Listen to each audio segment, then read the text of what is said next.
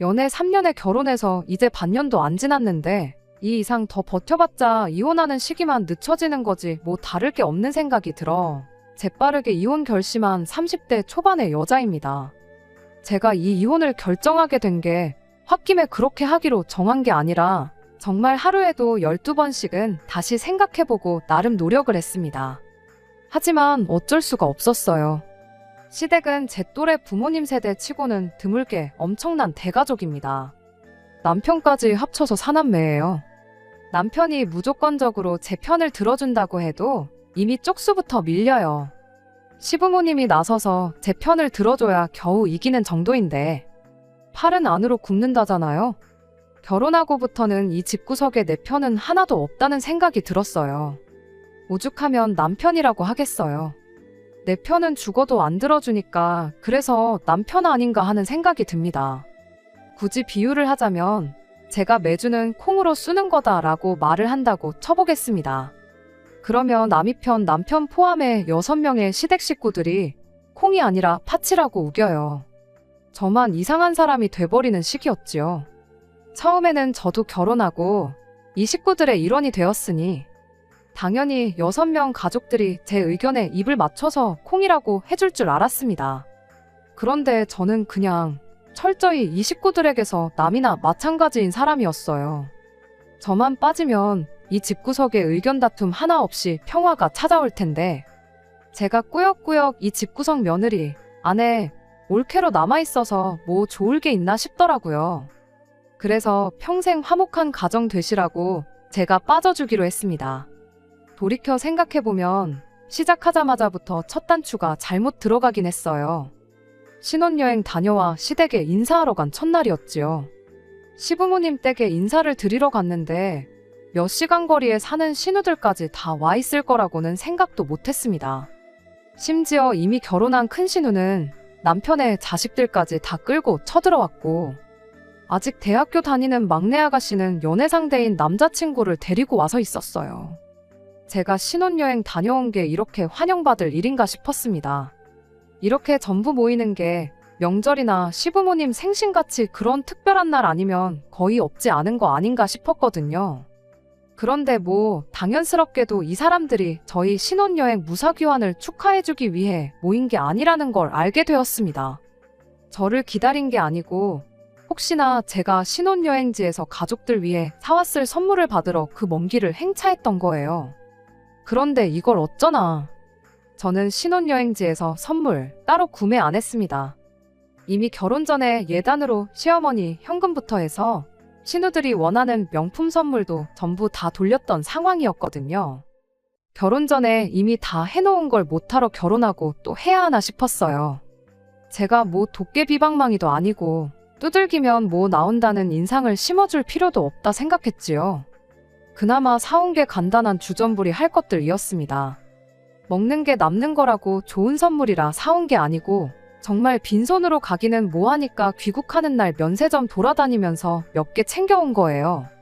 그나마 다행인 게 달콤한 거 좋아하는 시아버지 입맛 때문에 종류별로 이것저것 사긴 했는데 그 많은 식구들 챙겨주기에 양이 넉넉했습니다. 그런데 과자를 받고 나서도 이 사람들이 눈알들이 똘망똘망해서 저한테서 뭘 더 바라는 눈빛으로 계속 저를 쳐다보고 있더라고요. 그래서 이게 전부다. 진짜 없다 했더니 큰 신우가 자기 결혼했을 때 신혼여행지에서 제 남편 명품 지갑 사온 이야기를 꺼내면서 받은 게 있는데 맨입으로 넘어갈 생각을 하냐며 저보고 뻔뻔하다고 하더라고요. 그 지갑 제가 받은 것도 아니고 큰 신우 결혼했을 때면 제가 남편하고 연애도 하기 전 이야기인데 왜 그걸 두고 제가 뻔뻔하다는 소리를 들어야 하나 싶었어요. 남편도 거기서 충분히 한마디 할 수 있던 상황이었을 텐데 오히려 제 잘못이라며 신우 말에 힘을 실어주더군요. 아니 진짜 만약에 그게 잘못된 거였으면 면세점 돌아다니면서 주전부리 사 모으고 있을 때 큰 신우한테는 뭐 하나 해줘야 한다 한마디를 해주던가 했어야지. 그땐 아무 말도 안 하더니 왜 그걸 이제 와서 내 탓으로 돌리냐고 남편한테도 한마디 했더니 알아서 센스 있게 잘 챙겼으면 되는 거 아니냐며 끝까지 오리발을 내밀더라니까요. 시모는 거기다 대고 남편이 그런 거 챙길 주변머리 없는 사람이란 거 모르냐고. 아내가 돼서 그런 것도 미리 못 챙긴 제 잘못이라고 또 한마디 거들고, 막내 신우는 그 와중에도 지 남자친구는 짭짤한 거 좋아하지 달달한 거 싫어한다며 기어코 챙겨간 간식 상자 들고는 툴툴거리고 있더라고요.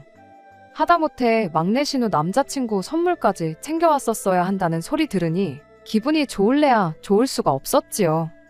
그 와중에 시동생은 또 거기다 대고 막내 신우한테 그거 안 먹을 거면 자기 여자친구 가져다 주게 하나 내놓으라고 그러는데, 정말 단체로 사람 앞에다 두고 깜짝 카메라라도 찍는 건가 싶었어요. 제 상식으로는 도무지 이해할 수 없을 정도로 코미디 프로 같은 상황이 계속해서 벌어지고 있었으니 말입니다. 시아버지가 이 상황을 잠재운다고 한마디 꺼냈는데, 저보고 이 집안의 맏며느리로서 앞으로 가족들 챙기는데 신경을 쓰라고 충고를 해주시대요. 어이가 없었지만 그래도 그 말 한마디 덕분에 상황이 정리돼서 식가족들 툴툴거리는 소리는 더 안 들어도 됐던 게 다행이면 다행이었습니다. 지금 후회되는 건 결혼 반년 만에 이혼하게 됐지만 애초에 신혼여행 다녀오자마자 더 빨리 이혼할 수 있었는데 그렇게 못한 게 후회될 따름입니다. 이미 상종 못할 집구석이란 신호를 주고 있는데 뭐 더 좋은 꼴 보겠다고 반년을 꾸역꾸역 더 살아왔는지 싶네요. 아무튼 그날 집에 돌아가는 길에 남편한테 한마디 했다가 그게 또 부부싸움으로까지 번지게 되었습니다. 저는 남편한테 이럴 때 당신이 중간 역할 잘 해줘야 한다 한마디 했을 뿐인데 그 상황에도 자기 가족들 편들면서 엄마 아빠 누나 말대로 네 센스가 부족했던 걸 두고 왜 자기한테 도움을 요청하냐고, 그리고 다음부터는 조심하기로 하고 다 끝난 이야기를 집에 가는 길에 또 꺼내는 저희가 뭐냐며 개거품을 물고 달려들대요. 그때 저도 열받아서 남편한테 네 가족 챙길 일 있으면 네가 직접 챙기라 했어요. 나한테 뭐 기대하지 말라고 하고요. 그리고 시댁에 무슨 일이 있던 간에 저는 되도록이면 빠지도록 하겠다고 선언까지 했습니다. 그때 남편이 알겠다고 꼬리를 내리면서 다음부터는 제 편을 들어주겠다는 사과를 기어이 받아냈어요. 그런데 사람 고쳐 쓰는 거 아니라고 하는 말이 딱 남편을 두고 하는 말이구나 싶었던 게, 결국 같은 상황이 오면 남편은 제 편은커녕 아주 시가족 대표가 돼서 남이 편 노릇을 착실하게 하기 시작하더군요. 시가족 행사는 또 뭐 그리 많은지 정말 어이가 없을 정도로 쓸데없는 날까지 챙기기 시작했어요. 하루는 남편이 저보고 금요일에 엄마가 보자신다며 아무리 늦어도 점심 이후에는 시간을 내서 시댁으로 오라고 했다 하는데, 금요일이면 회사원인 저는 당연히 출근해야 하는 날이잖아요. 그리고 그 사실을 다른 사람도 아니고 남편이 모를 리가 없는데 고지곳대로 그 말을 저한테 전하니 어이가 없더군요. 무슨 일 때문에 그러냐 했더니 식가족 행사가 있다는 겁니다. 식가족들 생일이나 이런 거 줄줄이 꿰고 있는 건 아니지만 그렇다 할 행사라고 부를 만한 날이 없는 걸 확실히 알고 있는데 난데없이 생긴 행사에 무슨 행사냐고 남편한테 물어봤지요.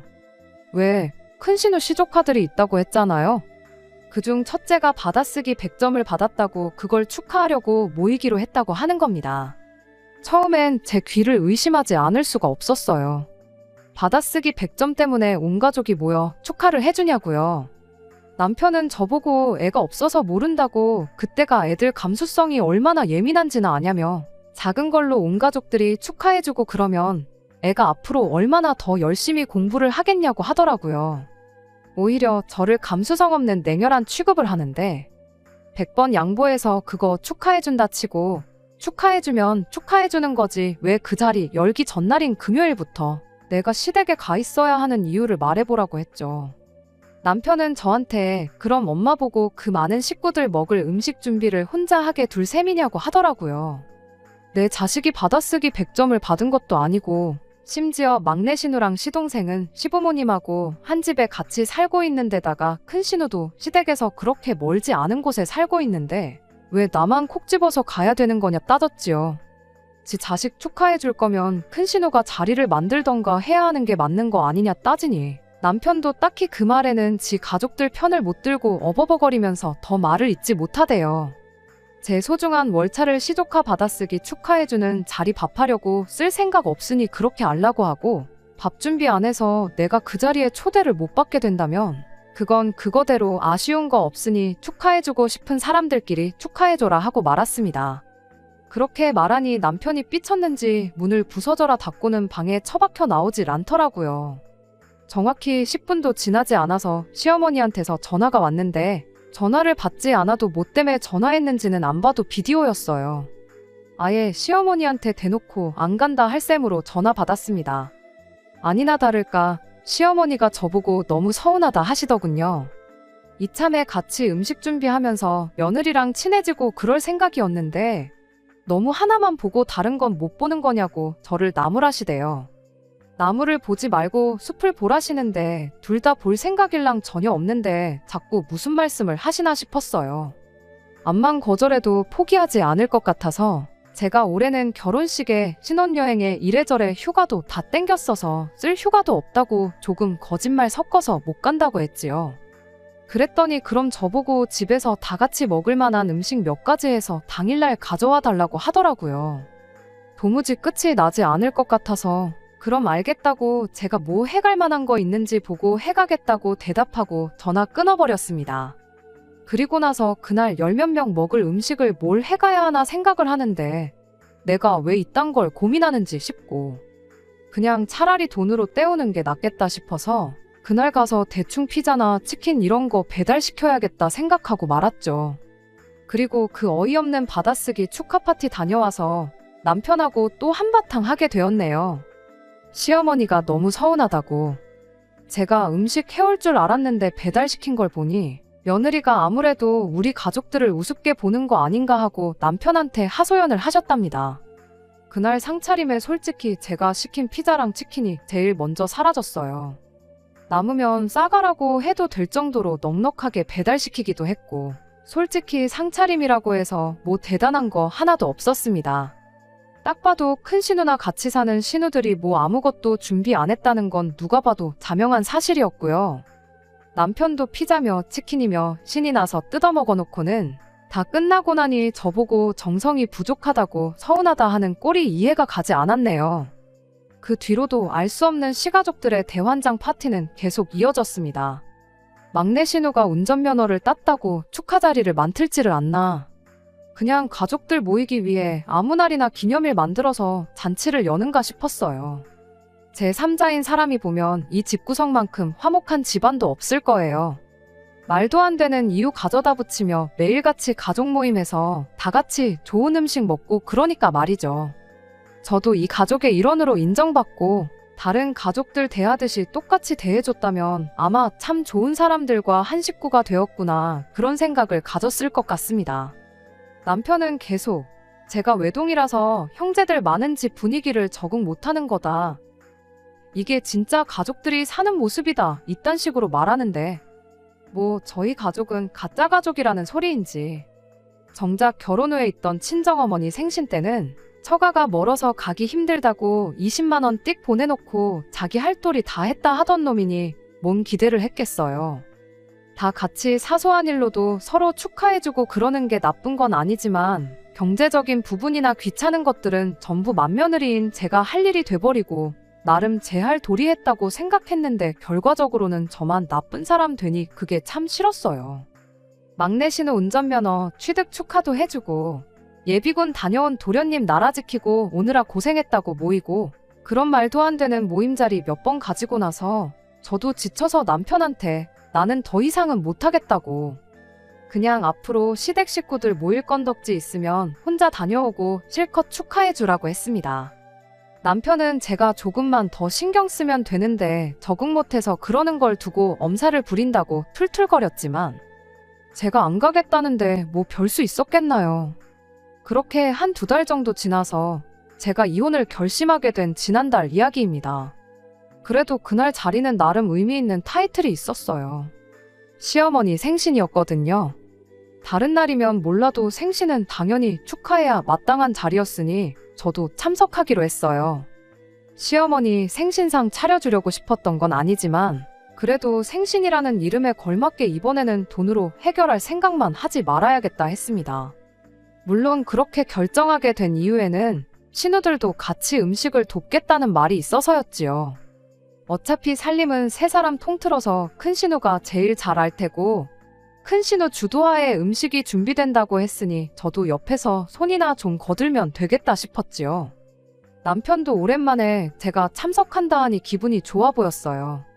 그렇게 아침 일찍 시댁에 갔는데 일찍 준비한다고 저 먼저 서둘러서 출발했는데 제가 제일 늦게 도착했습니다. 음식 준비가 한창일 줄 알았는데 문 열고 들어가니 큰 신우랑 막내 신우는 거실 소파에 떡하니 기대 앉아서 TV를 보고 있었어요.